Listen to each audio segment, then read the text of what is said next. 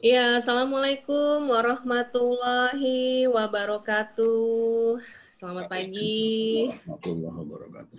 Ya, selamat pagi. Salam sejahtera Bapak Ibu semuanya yang dirahmati Allah. Terima kasih ya untuk Bapak Ibu sahabat-sahabat dari Morning Talks ya yang setiap pagi, Sabtu pagi sudah selalu setia standby ya jam setengah 6 pagi baik di Zoom maupun yang mengikuti di Facebook. Terima kasih banyak sudah turut mengikuti kajian kita pada pagi hari ini ya. Selamat datang juga Pak Farid Auladi. Terima kasih Pak Farid. Sehat Pak Alhamdulillah. pagi. Mudah-mudahan acara pagi kita hari ini berjalan dengan lancar ya. Kita ucapkan puji syukur kepada Tuhan Yang Maha Esa, kepada Allah Subhanahu wa taala. Alhamdulillahirabbil alamin. Assalatu wassalamu ala asrofil anbiya'i wal mursalin wa ala alihi washabihi ajmain amma ba'du. Eh, saya doakan semoga Bapak Ibu semua dalam keadaan sehat walafiat ya, selalu diberikan keberkahan dan kebahagiaan oleh Allah Subhanahu wa taala. Terima kasih sudah hadir di kajian kita pada pagi hari ini yaitu Morning Talks ke-11 nih ya dengan tema eh, rezeki karena menikah ya, melanjutkan dengan tema besarnya yaitu menjemput kebahagiaan langit ya. Dan perkenalkan saya dengan Anggi Pradita dari Pradita Consulting ya yang akan memandu acara ini sebagai host dan tentunya ada narasumber kita ya yang selalu dinanti nih udah banyak penggemarnya loh Pak Farid di sini ya. Yaitu Pak Farid Auladi ya. Terima kasih Pak Farid sudah terus berkenan memberikan ilmu sharing-sharingnya. Mudah-mudahan jadi pembelajaran buat kita semua agar semakin istiqomah dalam memperbaiki diri. Baik, kepada Pak Farid untuk memulai morning talks kita ke-11 kali ini ya, saya persilakan. Baik, terima kasih Mbak Anggi Pradita dengan Pradita Consultingnya yang senantiasa melakukan leverage success value kepada kita semua ya.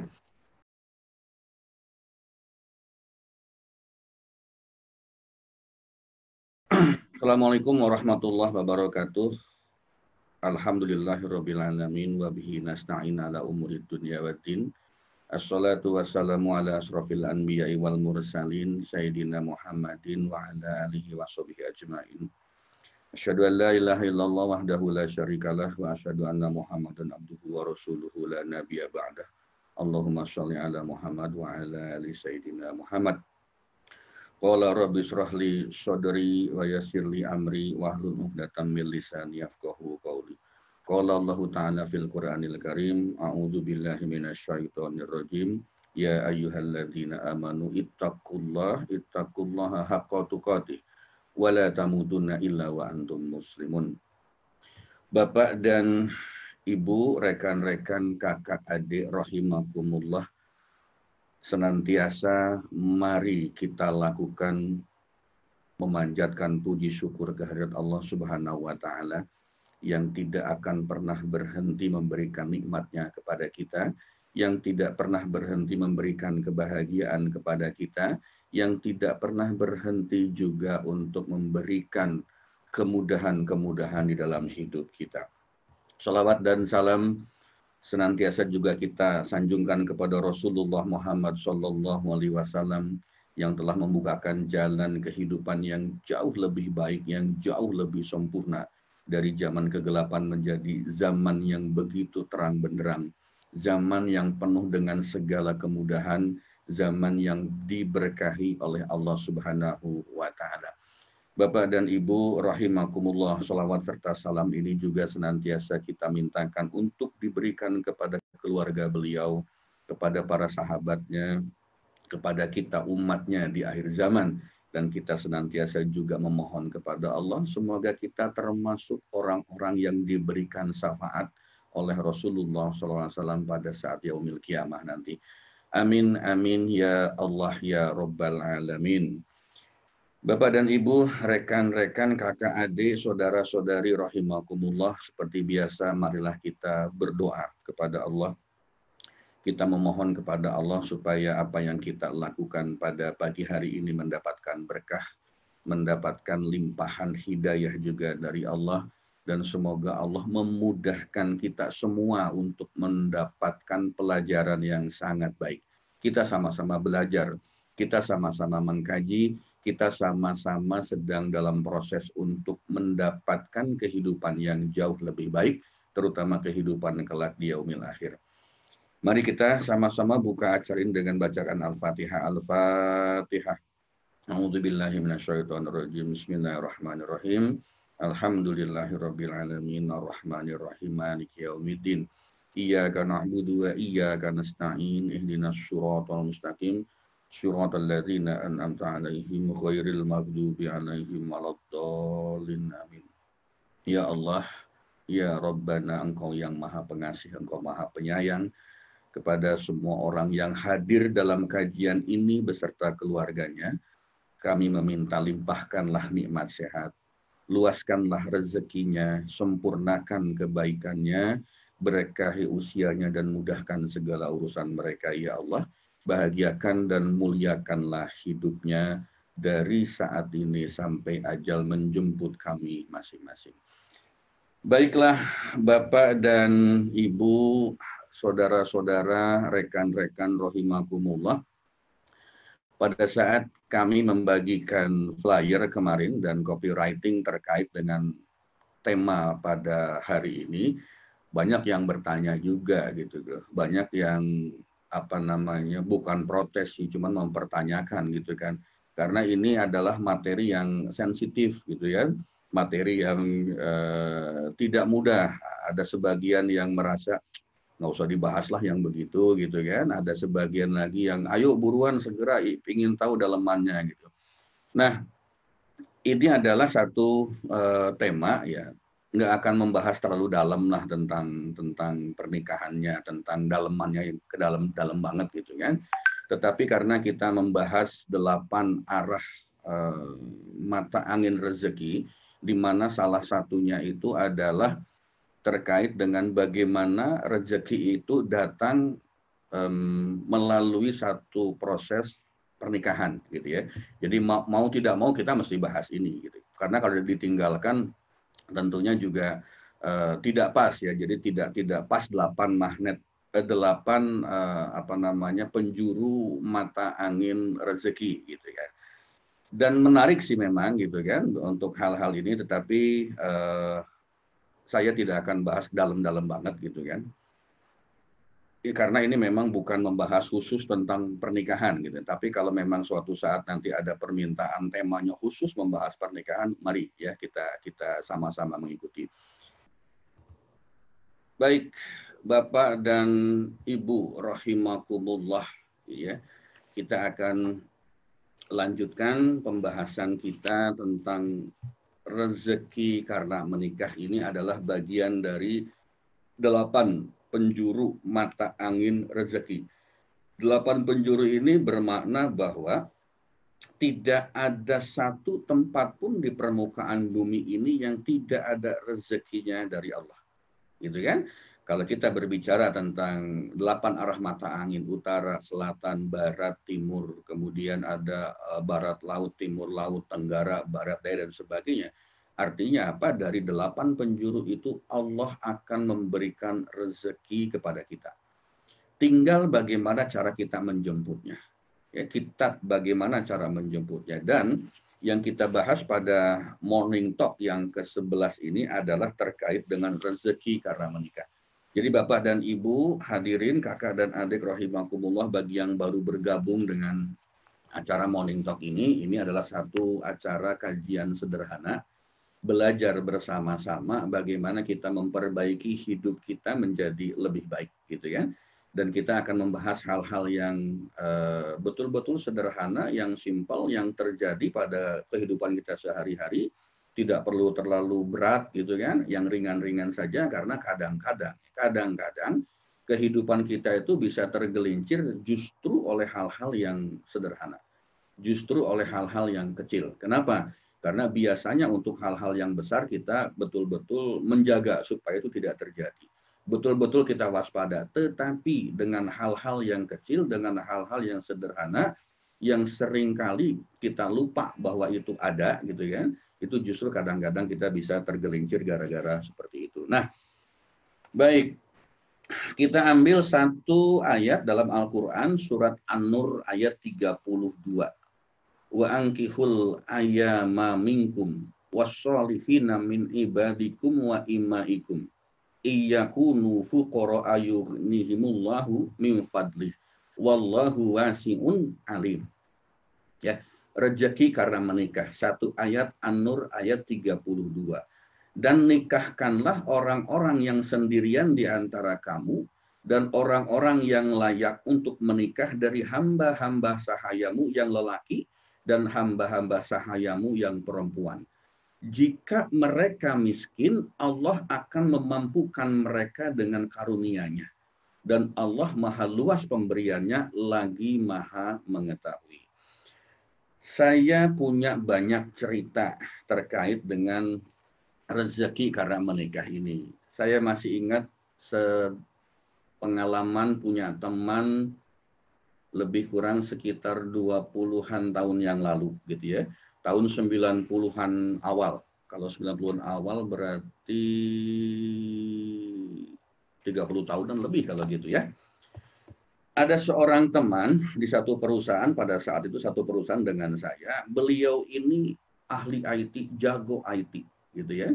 Kemudian sekolahnya juga bukan sekolah yang kaleng-kaleng, dari Harvard University. Gajinya pada tahun 90-an awal itu saat itu sudah 5 jutaan rupiah. Padahal kalau kita bicara UMR, UMP Jakarta itu masih sekitar berapa? 300 sampai 500 ribu ya per bulan. Sementara beliau sudah punya gaji 5 jutaan saat itu, gitu kan? Kemudian posisinya bagus, kemudian fasilitasnya juga luar biasa di perusahaan itu, sudah punya rumah, tetapi sampai terakhir kira-kira 5-10 tahun kemudian gitu kan, dari mulai ketemu pertama kali dengan beliau itu, beliau masih belum menikah. Saya tanya, saking akrabnya kita ngomongnya juga lu gue, lu kenapa lu sampai sekarang masih belum nikah juga pada saat itu gitu kan. Dia mengatakan gua nggak berani, Rit. Nggak berani kenapa? Gua kagak berani nikah nih. Kenapa? Takutnya nggak cukup nih duit gua buat ngidupin anak bini gitu. Masya Allah, ya Allah, dalam saya bilang mengatakan, lu itu masa gaji 5 juta aja lu kagak berani? Masa nggak segera untuk nyari pasangan gitu? Saya tanya pada saat itu gitu. Ya memang nggak berani, dia bilang seperti itu. Ya sudah, kita nggak bisa memaksa juga, namanya pemahaman seseorang gitu kan. Namanya keyakinan seseorang tidak mungkin kita bisa paksakan. Kalau dia mengatakan tidak berani, ya tidak berani. Ya sudah, nggak apa-apa gitu kan. Jadi itu salah satu contoh. Kemudian ada lagi contoh berikutnya, ini terjadi di zaman sekarang nih, di anak-anak zaman sekarang, anak-anak milenial. Barangkali Bapak dan Ibu juga sudah pernah mengalaminya gitu kan. Ada cerita seorang teman, ada anaknya yang baru lulus kuliah gitu, belum ngapa-ngapain, belum bekerja, belum punya kegiatan yang sifatnya khusus gitu. Tiba-tiba menghadap pada orang tuanya, minta menikah gitu ya. Biasa anak zaman sekarang kan seperti itu. Baru lulus kuliah langsung bilang, "Pak, Mah, aku minta nikah nih." Kenapa minta nikah gitu kan? Pertama, dia mengatakan, "Nggak usah khawatir, Pak, nggak usah khawatir mah gitu kan, yang namanya rezeki itu Allah yang ngatur gitu kan. Allah itu pasti ngatur rezekinya. Terus kenapa kamu minta nikah pada usia yang dini seperti ini? Kalau kita hitung anak-anak zaman sekarang lulus kuliah itu katakanlah S1 sekitar 21, 22 barangkali gitu ya. 22, 23-an lah seperti itu. Sudah minta menikah. Alasannya sederhana biasanya. Dia mengatakan bahwa daripada saya terjerumus kepada hal-hal yang tidak baik, daripada saya terjerumus melakukan hal-hal yang dilarang oleh agama, gitu kan. Ini adalah dua alasan yang biasanya disampaikan oleh anak-anak kita, anak-anak milenial kita, pada saat mereka meminta untuk menikah segera, gitu ya. Pertama tentang rezeki Allah yang ngatur, kan begitu. Kemudian yang kedua, daripada saya terjerumus kepada hal-hal yang tidak baik ya, kepada hal-hal yang bersifat maksiat. Lalu si orang tuanya mengatakan, "Ayah, bunda tidak pernah merasa khawatir dengan rezekimu. Kalau kamu mau menikah sekarang, Allah pasti akan memberikan rezeki. Orang tuamu tidak akan pernah ragu, orang tuamu tidak pernah takut bahwa rezekimu itu pasti nanti ada. Allah pasti akan memberikan rezeki kepada semua orang yang ada di permukaan bumi ini. Tetapi apakah kamu sudah siap secara mental? Ini pertanyaan yang dikembalikan lagi kepada sang anak gitu. Apakah kamu sudah cukup matang untuk berumah tangga? Gitu kan. Untuk membina rumah tangga. Kenapa? Yang namanya menikah itu kan bukan cuma urusan harta, bukan cuma urusan penghasilan setiap bulan atau penghasilan setiap hari. Yang dibutuhkan dalam pernikahan itu bukan cuma sekedar itu, tetapi adalah kematangan emosional, kematangan secara psikologis, kematangan bagaimana kita berkomunikasi dengan pasangan kita, ya, bagaimana cara kita memahami pasangan kita. Yang ada di benak anak-anak itu biasanya kan namanya menikah itu indah-indah saja. Tetapi ketika kita masuk ke dalam dunia pernikahannya, Bapak dan Ibu juga pasti akan merasakan bahwa selain keindahan juga ada ketidakindahan lainnya. Tetapi bagaimana cara kita mengelola ketidakindahan itu menjadi selalu indah. Tidak mudah, tetapi juga tidak sulit gitu kan. Tidak sulit juga. Nah, diberikan pemahaman seperti itu, bahwa ketika kita menikah bukan cuma sekedar urusan penghasilan, bukan cuma sekedar urusan pendapatan, tetapi banyak yang lebih penting lagi. Keharmonisan keluarga itu bukan hanya sekedar urusan rupiah, tapi bagaimana pemahaman. Sementara pada usia-usia mereka yang seperti itu, apakah sudah cukup matang? Apakah pendidikan keluarganya sudah memberikan kematangan? Kira-kira begitulah bahasa orang tua teman saya kepada si anaknya. Tetapi karena si anaknya cukup kekeh gitu kan, cukup kekeh untuk meminta menikah, lalu beliau memberikan satu tantangan, satu challenge kepada si anaknya. Oke, nggak apa-apa, kalau memang kamu mau menikah, silahkan. Tetapi setelah selesai akad nikah, setelah selesai resepsi, kamu harus tinggal di luar dari rumah orang tuamu. Tidak ada satu rupiah pun yang akan diberikan kepada kamu untuk menghidupi istri dan keluargamu. Ini tantangan yang diberikan oleh orang tua kepada anaknya. Teman saya mengatakan seperti itu.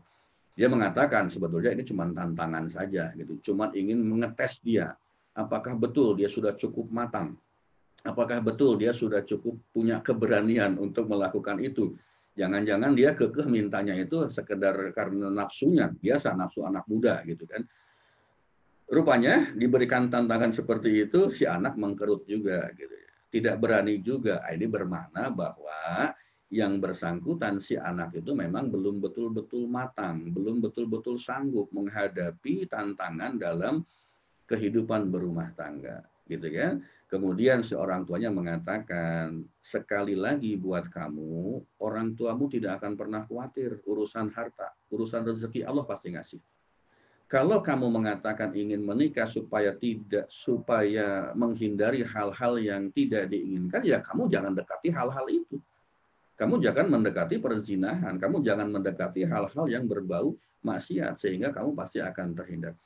Ini lika-liku dalam kehidupan kita sehari-hari ya. Ada orang yang nggak pernah punya keberanian menikah, ada juga orang yang ngebet menikah, tapi secara mental belum siap. Itulah hidup kita. Itulah hidup kita, gitu kan. Dan inilah pintu rezeki ya, salah satu pintu rezeki yang diberikan oleh Allah kepada kita.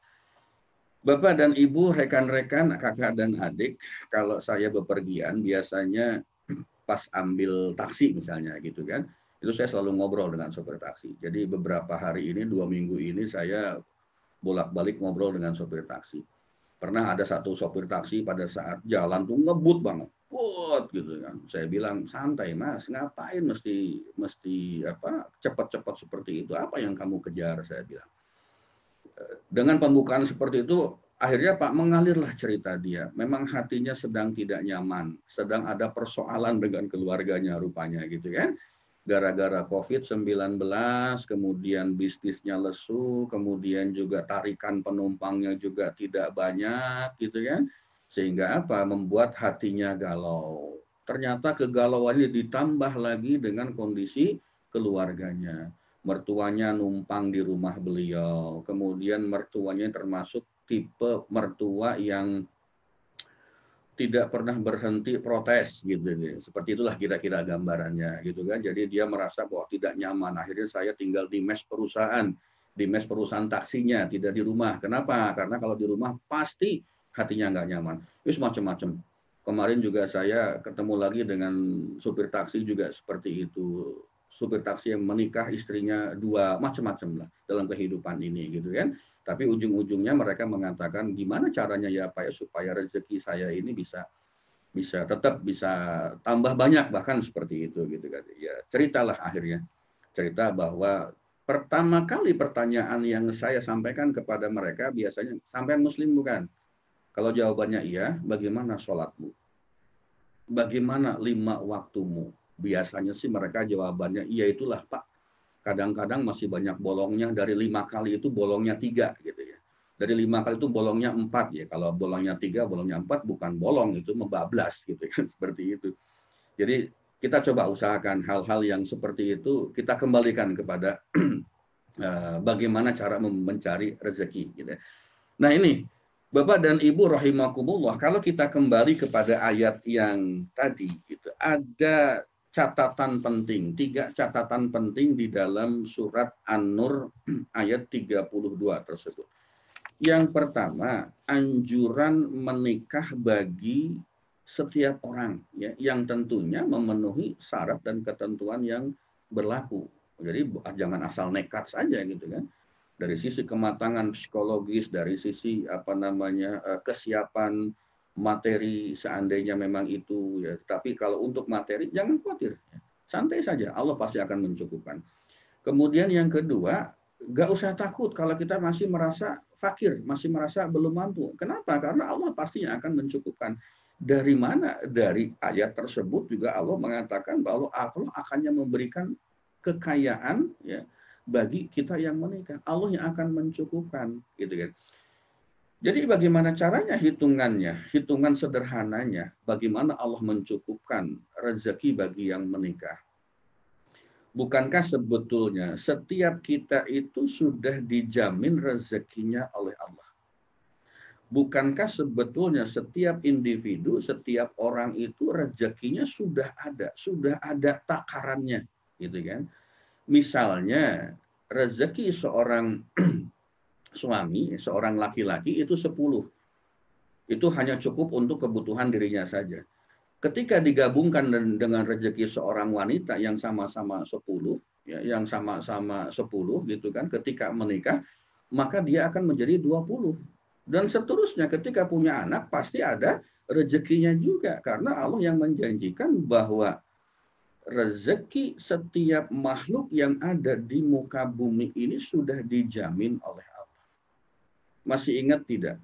Ketika zaman dulu ya, zaman dulu orang tua kita mengatakan banyak anak banyak rezeki, dan memang betul terjadi seperti itu. Besok kita bahas di pertemuan minggu depan ya, rezeki karena anak, kita bahas bagaimana banyak anak itu banyak rezeki. Jadi tidak perlu khawatir ya. Jadi hitungan sederhananya kalau setiap orang punya rezeki, maka 2 orang punya rezeki digabung. 3 orang dengan anak kita, jadi 3 rezeki digabung menjadi 1. Makanya tidak heran ketika seseorang menikah yang dulunya pada saat bujangan atau masih gadis belum punya apa-apa, ketika menikah maka rezekinya mengalir deras. Rezekinya begitu banyak. Kenapa? Karena Allah sudah janjikan, Allah yang akan memberikan rezeki kepada kita itu melalui 1 pintunya dari 8 pintu yang lain, yaitu apa? Rezeki karena menikah. Bapak Ibu hadirin rahimakumullah, ini pesan bagi mereka yang belum mau menikah atau belum menikah. Di saya ini bahas yang ini Mbak Anggi agak-agak nggak begitu plong juga ya, mohon maaf gitu ya. Karena ini hal-hal yang ya sensitif gitu kan, hal-hal yang sensitif. Nah sekarang bagaimana Bapak dan Ibu hadirin rahimakumullah, rekan-rekan kakak dan adik, bagi kita yang sudah menikah, gitu ya. Tetapi ternyata rezekinya dalam bentuk materi itu masih belum berlimpah. Jadi kemarin juga ada yang memberikan masukan kepada saya, kepada kami di Pradita Consulting gitu kan. Pak, dalam membahas rezeki ini jangan semata-mata tertuju kepada materi dalam bentuk uang gitu kan. Rezeki dalam bentuk materi. Tetapi sebetulnya yang namanya rezeki itu kan kebahagiaan itu juga rezeki. Menikah itu rezeki, punya anak itu rezeki, ikut kajian ini pun rezeki. Ya, sehat itu rezeki, normal itu rezeki, bahkan sakit sekalipun itu juga rezeki. Jadi semua yang kita miliki di dalam kehidupan kita di dunia ini semua itu rezeki. Ya, semua rezeki. Bahkan punya waktu untuk ikut morning talk ini juga rezeki. Karena tidak setiap orang punya kesempatan untuk mengikuti hal-hal yang seperti ini gitu. Tetapi khusus untuk kajian morning talk ini memang saat ini awalnya kita akan fokus kepada rezeki yang dimaksud adalah lebih condong kepada materi. Kenapa? Karena persoalan hidup yang paling banyak yang kita alami dalam kehidupan kita itu biasanya terkait dengan urusan materi gitu ya. Terkait dengan urusan materi. Tapi tak apa, nanti sambil jalan kita juga akan bahas hal-hal yang lain. Nah, kembali kepada bahasan kita. Pak, saya sudah menikah, tapi kenapa rezeki dalam bentuk materinya itu masih belum melimpah, ya? Masih belum banyak, gitu kan? Walaupun rezeki itu juga tadi dikatakan bahwa uangnya nggak banyak, tapi keluarganya harmonis, itu juga rezeki. Uangnya tidak seberapa, tetapi suasana itu guyup. Suasana keluarga itu guyup. Ketika seseorang aktif di luar, sibuk di luar, dan rindu untuk segera pulang ke rumah, berkumpul dengan anak dan istrinya, itu juga rezeki. Ya, rezeki yang sangat tidak ternilai. Bukan semata-mata rezeki itu hanya dalam bentuk rupiah, dalam bentuk materi. Nah, bagaimana kalau misalnya ternyata rezeki dalam bentuk materi itu masih belum, rezeki kita dalam pernikahan itu masih belum melimpah, belum banyak. Saya hanya ingin mengajak Bapak dan Ibu untuk menarik balik atau melihat ke belakang. Ya. Jangan-jangan nih barangkali siapa tahu proses pernikahan kita ini ada hal-hal, ada sesuatu yang kita lakukan tidak sesuai dengan ketentuan Allah dan Rasulullah Muhammad SAW. Bisa jadi itulah yang menjadi perisai dari rezeki kita, gitu kan? Mari kita lihat kembali ke awal pernikahan kita. Bagaimana proses saat sebelum kita menikah? Ini juga sangat penting. Jadi kalau Bapak dan Ibu, rekan-rekan, kakak dan adik sekarang sudah dalam kondisi menikah tetapi merasakan belum banyak rezeki, belum banyak kebahagiaan yang dirasakan, yuk kita lihat balik yuk. Yuk kita lihat ke belakang yuk pada saat kita proses untuk menjadi sepasang suami istri. Apakah ada hal-hal yang kita lakukan yang tidak sesuai dengan ketentuan Allah? Tidak sesuai dengan ketentuan agama, tidak sesuai dengan tuntunan Rasulullah Muhammad SAW. Apalagi istilah anak zaman sekarang ada yang disebut dengan pacaran.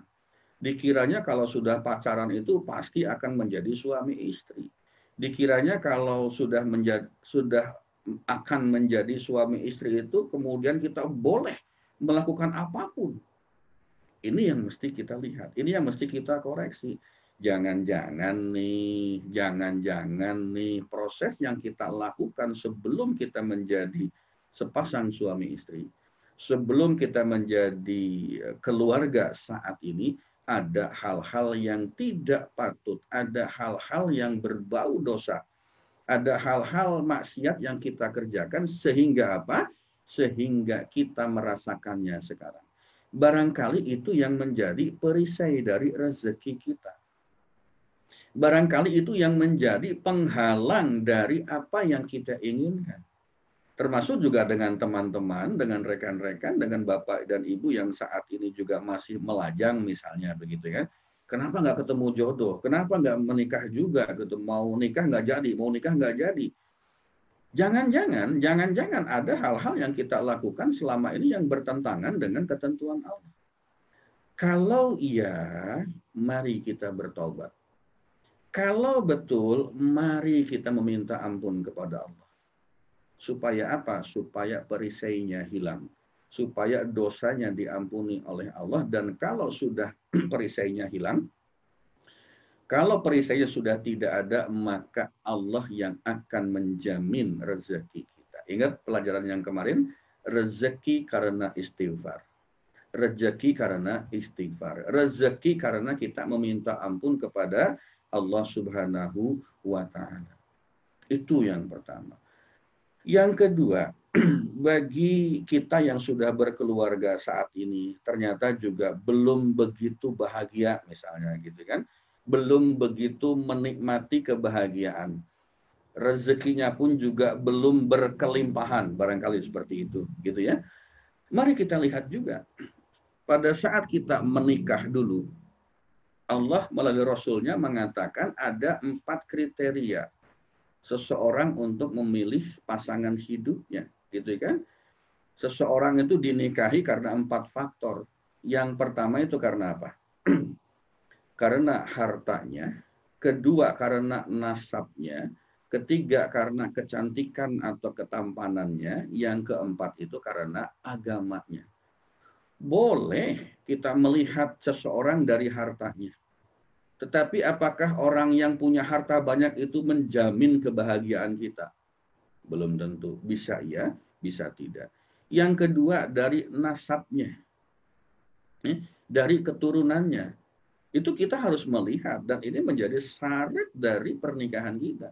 Jadi jangan sampai kita menikah dengan seseorang yang tidak jelas keturunannya. Garis silsilahnya gitu ya. Tetapi apakah misalnya kita menikah dengan seorang yang keturunan darah biru, apakah membuat kita bahagia? Belum tentu. Bisa iya, bisa tidak. Yang ketiga, syaratnya itu adalah karena kecantikannya atau ketampanannya.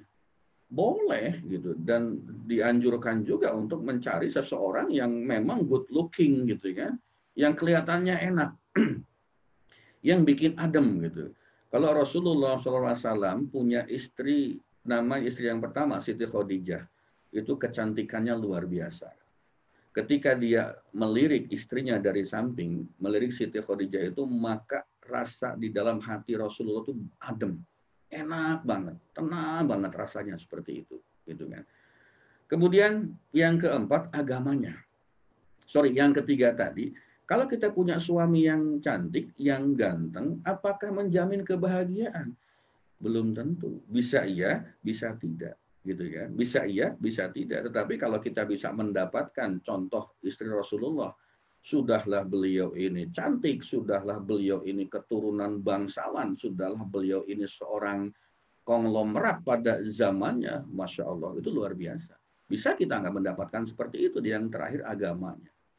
Syarat yang keempat adalah ketika kita mencari pasangan itu karena agamanya. Dan Allah menjanjikan, Rasulullah mengatakan, ketika engkau memilih agamanya, maka Allah yang akan menjamin kebahagiaan hidup kita.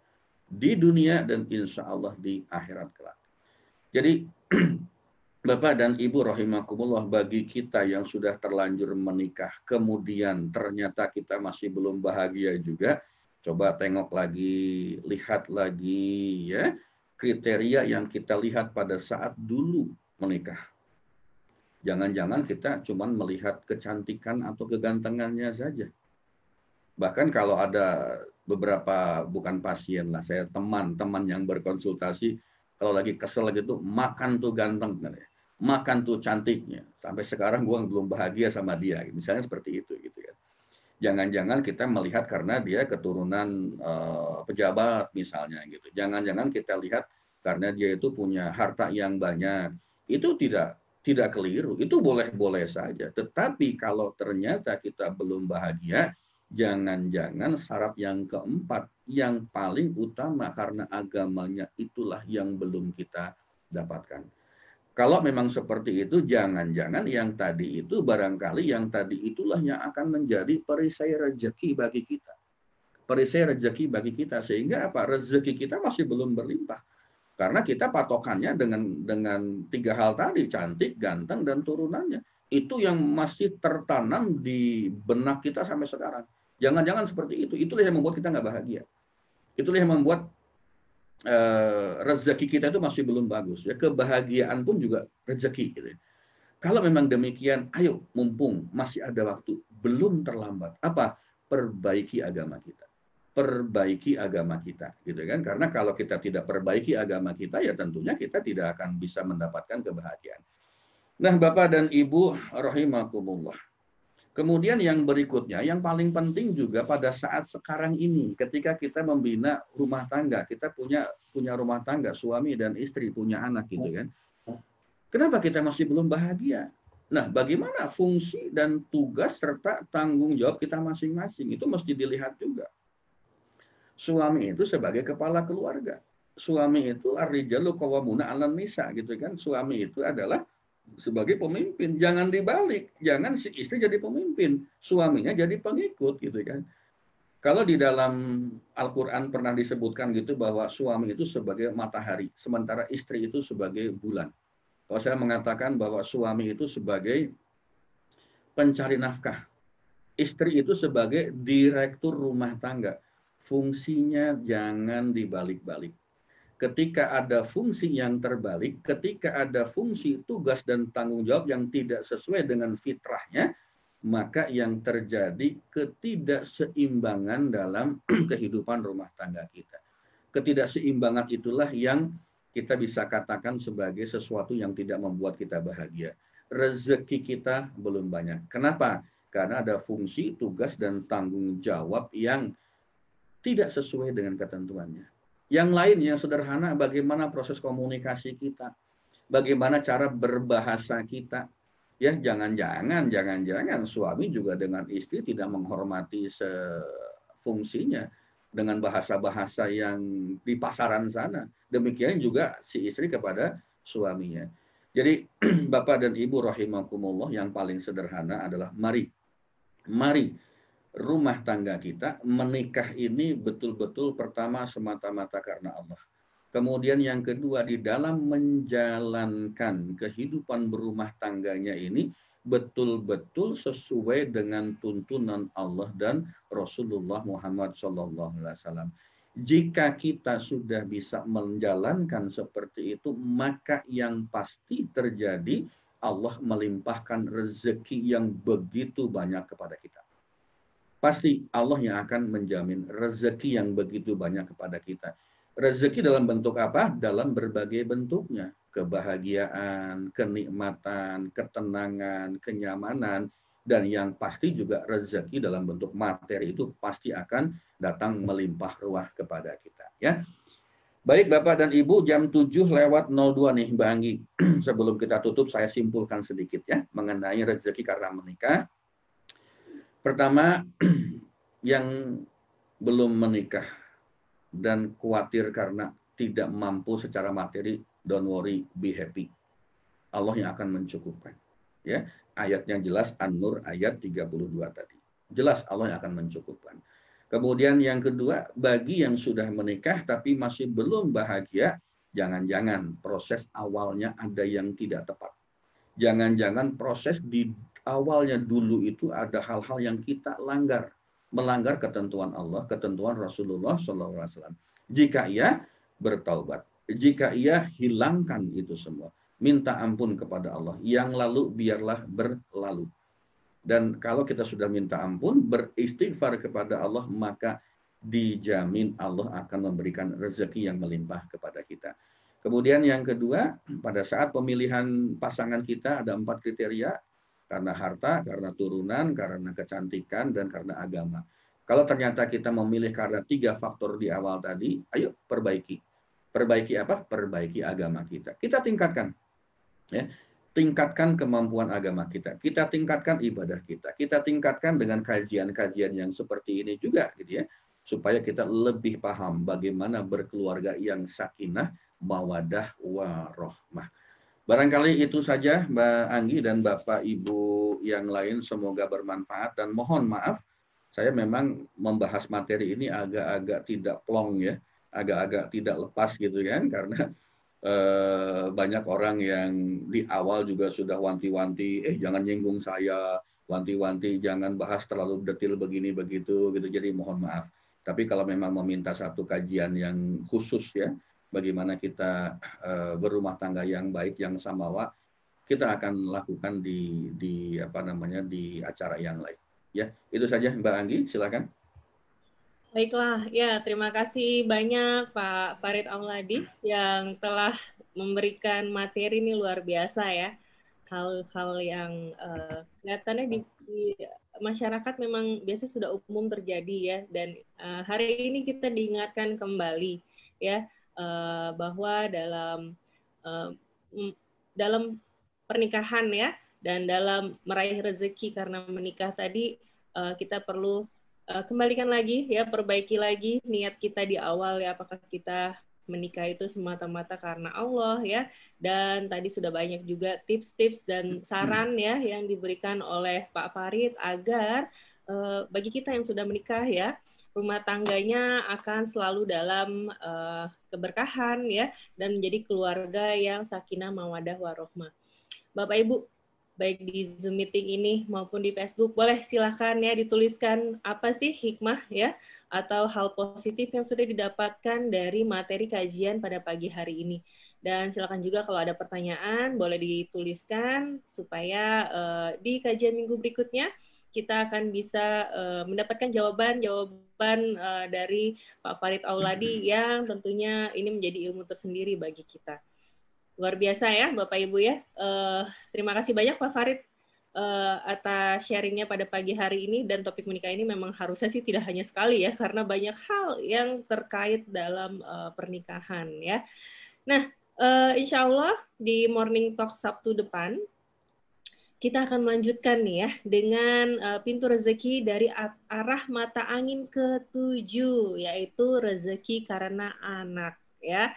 Hubungannya dari menikah melanjutkan dengan rezeki karena anak. Jadi jangan dilewatkan sesi berikutnya ya Bapak Ibu agar kita sama-sama bisa meraih keberkahan dari majelis ilmu ini ya, dan insya Allah ini berkah dan menjadi wasilah kebaikan kita bersama. Di pagi ini bahkan alhamdulillah sudah sekitar tadi 64 orang yang hadir di Zoom meeting ya, di Facebook juga luar biasa.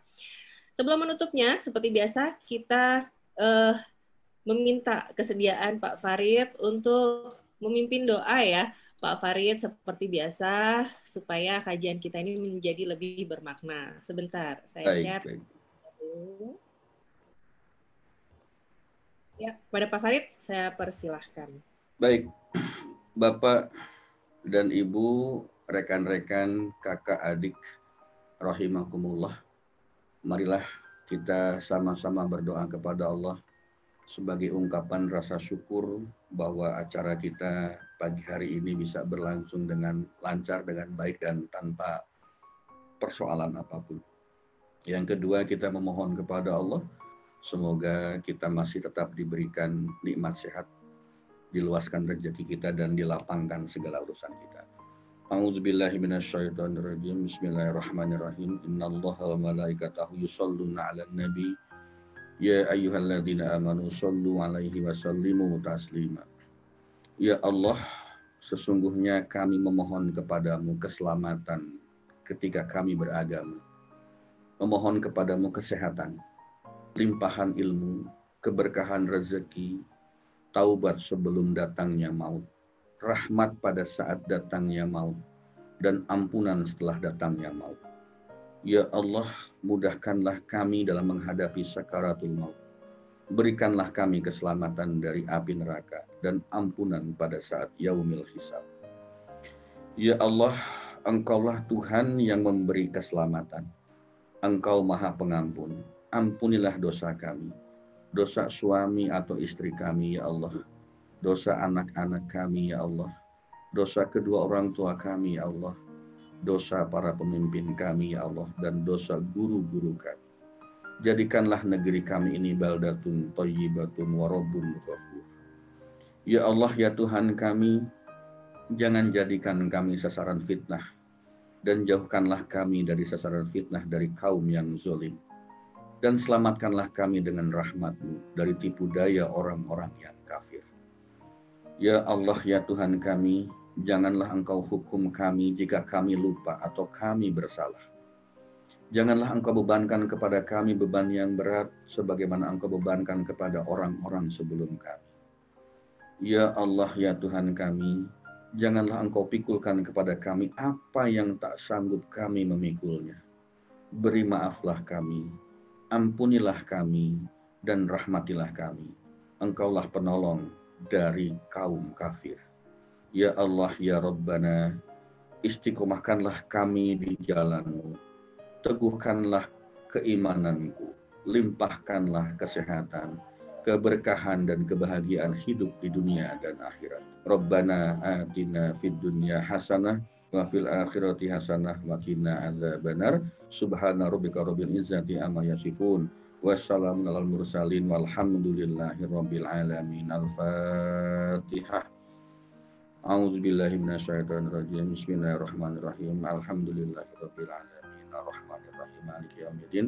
Iyyaka na'budu wa iyyaka nasta'in. Ihdinas siratal mustaqim. Shiratal ladzina an'amta 'alaihim ghairil maghdubi 'alaihim waladdallin.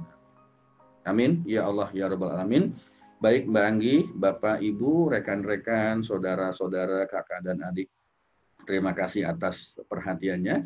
Mohon maaf jika ada hal yang tidak menyenangkan, ada hal-hal yang keliru yang kami lakukan, semata-mata karena kelemahan kami sebagai manusia biasa.